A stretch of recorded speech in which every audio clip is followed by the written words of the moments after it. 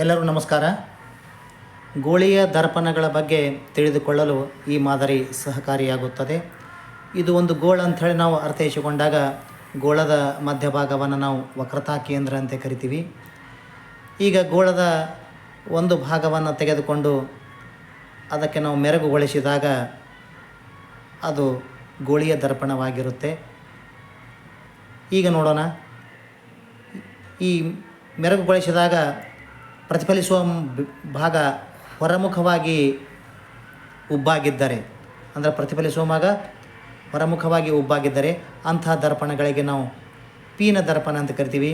ಈ ಪೀನ ದರ್ಪಣದ ಧ್ರುವದಿಂದ ವಕ್ರತಾ ಕೇಂದ್ರಕ್ಕೆ ಇರತಕ್ಕಂಥ ದೂರವನ್ನು ವಕ್ರತಾ ತ್ರಿಜ್ಯ ಅಂತ ಹೇಳಿ ಕರಿತೀವಿ. ಈ ವಕ್ರತಾ ತ್ರಿಜ್ಯದ ಅರ್ಧದಷ್ಟು ಈ ದರ್ಪಣದ ಪ್ರಧಾನ ಸಂಗಮವಾಗಿರುತ್ತದೆ. ಈ ಪ್ರಧಾನ ಸಂಗಮದಿಂದ ದರ್ಪಣದ ಧ್ರುವಕ್ಕೆ ಇರತಕ್ಕಂಥ ದೂರವನ್ನು ಸಂಗಮ ದೂರ ಅಂಥೇಳಿ ಕರಿತೀವಿ. ಅದೇ ರೀತಿ ಈ ಬದಿಯಲ್ಲಿ ಕೂಡ ನಾವು ಪ್ರತಿಫಲಿಸುವ ಭಾಗವನ್ನು ಒಳಮುಖವಾಗಿ ತೆಗೆದುಕೊಂಡಾಗ, ಅಂದರೆ ಪ್ರತಿಫಲಿಸುವ ಭಾಗ ಒಳಮುಖವಾಗಿ ಬಾಗಿದ್ದರೆ ಅಂತಹ ದರ್ಪಣಗಳಿಗೆ ನಿಮ್ನ ದರ್ಪಣ ಅಂತೇಳಿ ಕರಿತೀವಿ. ಈ ನಿಮ್ನ ದರ್ಪಣದ ಧ್ರುವದಿಂದ ವಕ್ರತಾ ಕೇಂದ್ರಕ್ಕೆ ಇರತಕ್ಕಂಥ ದೂರವನ್ನು ನಾವು ವಕ್ರತಾ ತ್ರಿಜ್ಯ ಅಂಥೇಳಿ ಕರಿತೀವಿ.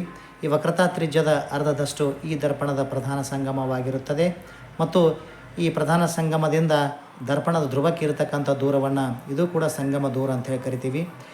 ಈಗ ನಾವು ಈ ಪೀನ ದರ್ಪಣ ಹೊರಮುಖವಾಗಿ ಉಬ್ಬಾಗಿದೆ, ಪ್ರತಿಫಲಿಸುವ ಮೇಲ್ಮೈ ಹೊರಮುಖವಾಗಿ ಉಬ್ಬಾಗಿದೆ. ಅದನ್ನು ಅರ್ಥೈಸಿಕೊಳ್ಳಲು ಈ ಲೇಸರ್ ಬೆಳಕನ್ನು ಈಗ ನಾವು ಇಲ್ಲಿ ಹಾಯಿಸ್ತಾ ಇದ್ದೀನಿ